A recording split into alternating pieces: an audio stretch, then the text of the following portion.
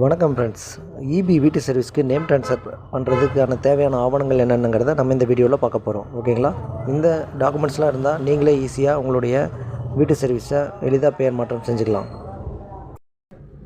முதல்ல தேவையான ஆவணங்கள். ஃபஸ்ட்டு நமக்கு இதில் நேம் ட்ரான்ஸ்ஃபர் பண்ணுறதுக்கு தேவையான ஆவணம் என்னென்னு பார்த்தீங்கன்னா வீட்டு வரி ரசீது. அதாவது வீட்டு வரி ரசீது நம்ம பேருக்கு முதல்ல மாற்றிருக்கணும். ஓகேங்களா? அதுவும் கரண்ட் இயரில் இருக்கிற மாதிரி இருக்கணும். ஓகேங்களா? ரெண்டாவதாக அந்த இடத்தினுடைய பட்டா அல்லது பத்திரம். ஏன்னா இதுதான் பார்த்திங்கன்னா நீங்கள் முறைப்படியாக அந்த இடத்த வேற ஒருத்தர்கிட்டருந்து வாங்கியிருப்பீங்க. அப்படி இல்லைனா தானமாக அது உங்களுக்கு வந்திருக்கும். ஸோ இந்த ஆவணத்தை அவங்க கண்டிப்பாக கேட்பாங்க இபியில். ஓகேவா? மூணாவதாக பார்த்திங்கன்னா ஆதார் கார்டு. அதாவது யார் பேருக்கு நம்ம நேம் ட்ரான்ஸ்ஃபர் பண்ண போகிறோமோ அவங்களுடைய ஆதார் கார்டு நம்ம நம்பரை உள்ளே என்ட்ரு பண்ணணும் ஆன்லைன் அப்ளிகேஷனில். அப்படி என்ட்ரு பண்ணும்போது அது ஆதாரில் கொடுத்த மொபைல் நம்பருக்கு ஓடிபி வரும். ஸோ ஆதாரில் கண்டிப்பாக மொபைல் நம்பர் இணைச்சிருக்கணும். இந்த ஆதார் நம்பரை நம்ம ரிஜிஸ்டர் பண்ணும்போது கொடுக்குறதும் மேண்டட்டரி. ஓகேங்களா?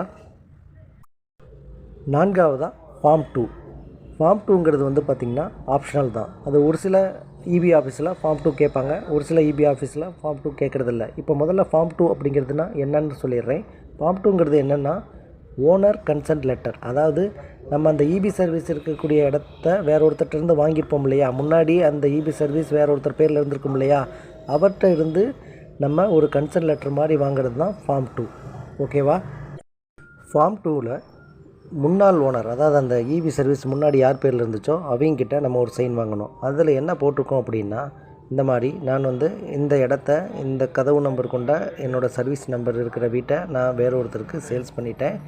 அதனால் என் பேர்லேருந்து இவர் பேருக்கு மாறுறதுக்கு நான் எந்த ஒரு ஆட்சேபனையும் தெரிவிக்கல, சம்மதிக்கிறேன் அப்படின்னு அந்த ஃபார்ம் 2ல் அவங்க சைன் பண்ணி கொடுக்கணும்.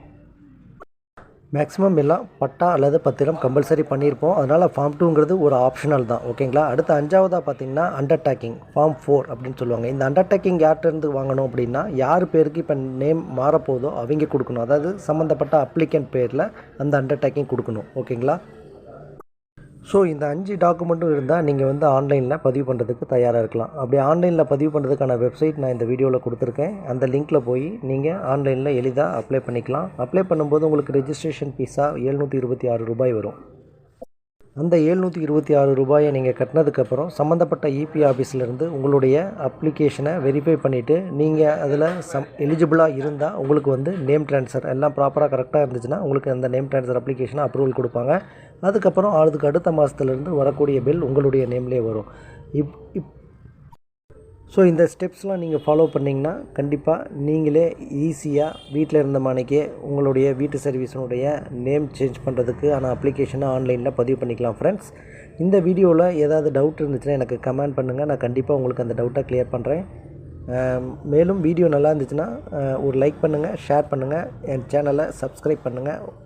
உங்கள் ஆதரவுக்கு நன்றி.